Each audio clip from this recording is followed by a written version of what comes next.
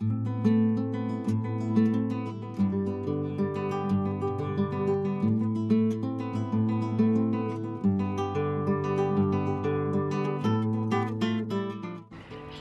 tal, amigos?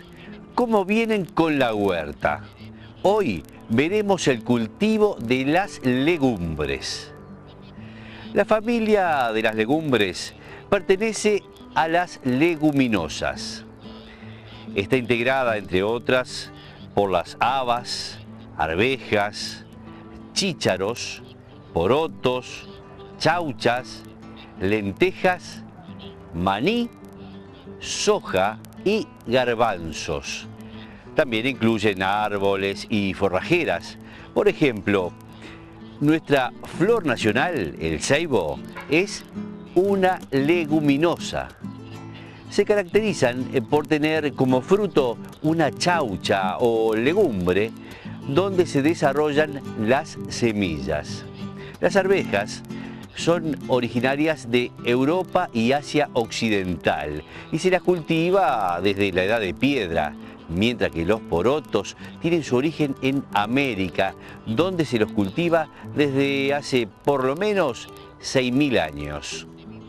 Debido a la amplia variedad de especies y orígenes que existen, tenemos legumbres que se cultivan en invierno, como las habas, arvejas, chícharos, garbanzos y lentejas, y otras que se cultivan en verano, como porotos, chauchas y maní.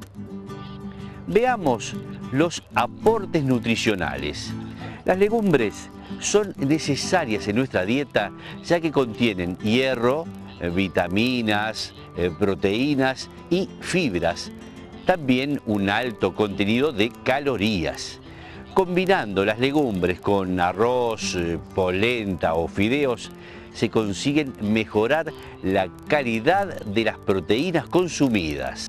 ¿Qué les parece si vemos la preparación del suelo para empezar a sembrar? Las legumbres prefieren suelos profundos, sueltos y de buena estructura, por lo que se adaptan muy bien a las camas altas. De sembrar en camellones o canteros, conviene construirlos con buena altura, de 25 centímetros o más, e incorporar estiércol bien madurado o compost. Son más recomendables abonos con alto contenido de fósforo, como el de gallina, bien madurados. No es necesario agregarle abonos ricos en nitrógeno porque ellas lo fijan del aire.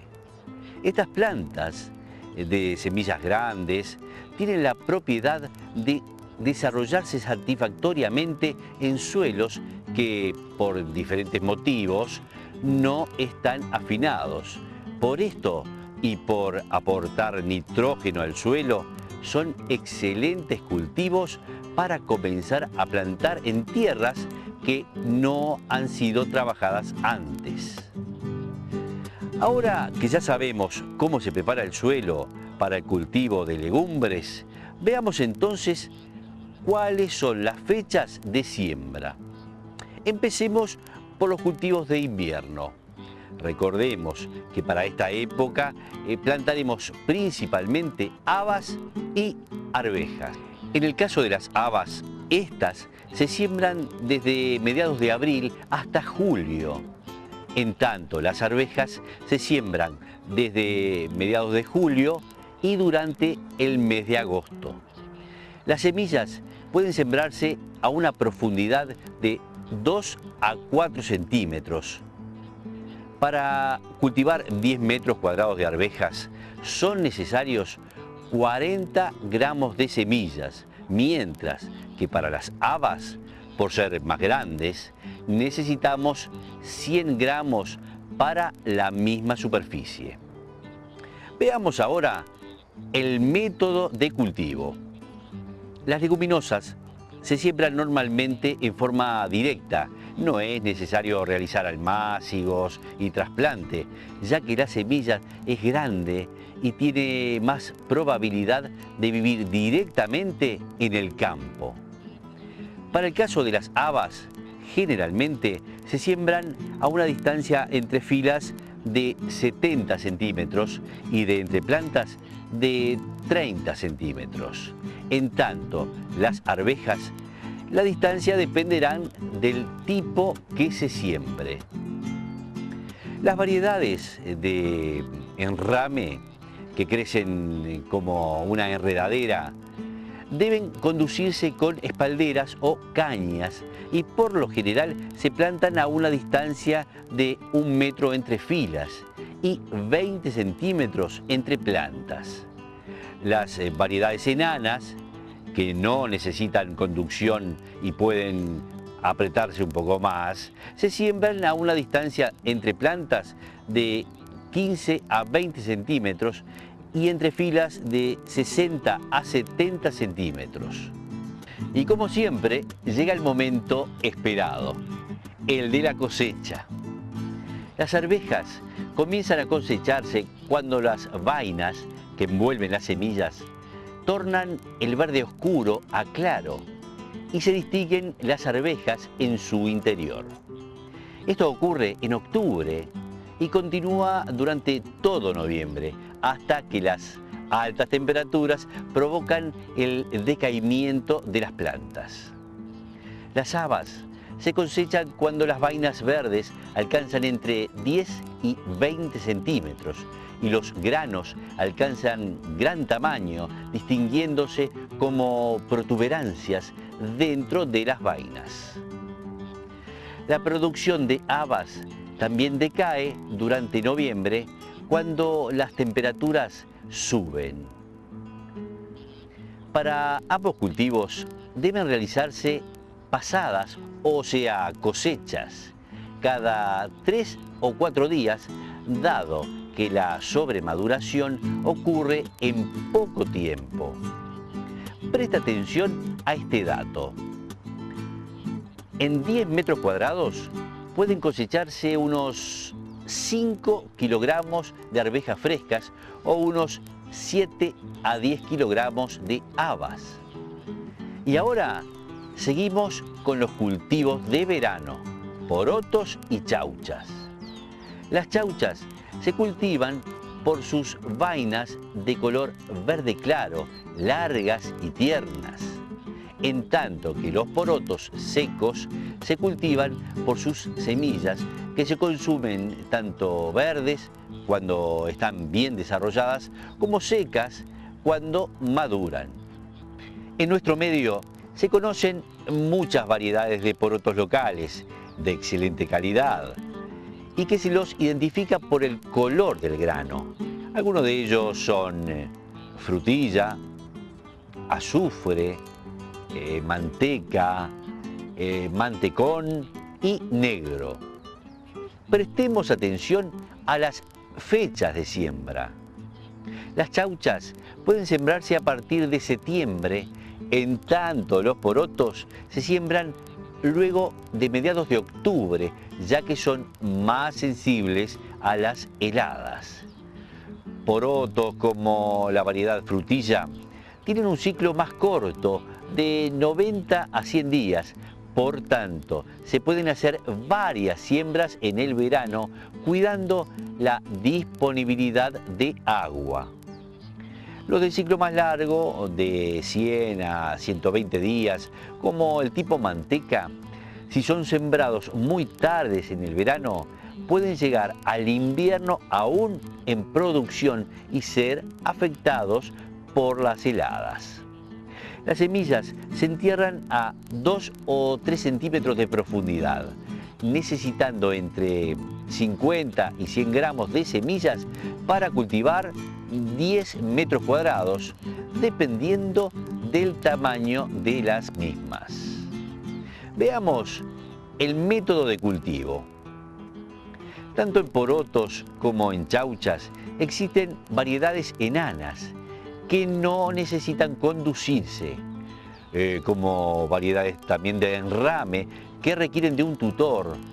Las variedades de enrame pueden sembrarse consociadas con maíz, aprovechando la caña de este para trepar y dar su fruto. De lo contrario, puede colocarse cañas atadas formando pirámides. Las distancias entre plantas más usadas en nuestro país rondan los 10 centímetros y la entrefila varía según el hábito de crecimiento. Los tipos enanos pueden separarse a 60 o 70 centímetros entre filas y los de enrame a 70 u 80 centímetros. Y prestemos mucha atención al riego. El riego es importante para la producción de chauchas, ya que la falta de humedad puede conducir a la caída de flores y el endurecimiento prematuro de los granos. Y ahora veamos la cosecha de los cultivos de verano. Las chauchas se cosechan cuando las vainas se han desarrollado completamente y las semillas comienzan a engrosar. La cosecha se realiza manualmente tirando de las chauchas para que éstas se separen de la planta. Es necesario hacer cosechas 2 veces por semana para que las chauchas no se pasen de maduración. Por su parte, los porotos secos se cosechan cuando el grano está firme y la chaucha seca.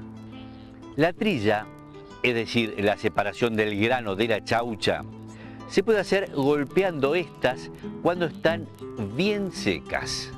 Luego, con algo de viento y arrojando la cosecha desde la altura, se termina de separar el grano de las vainas secas.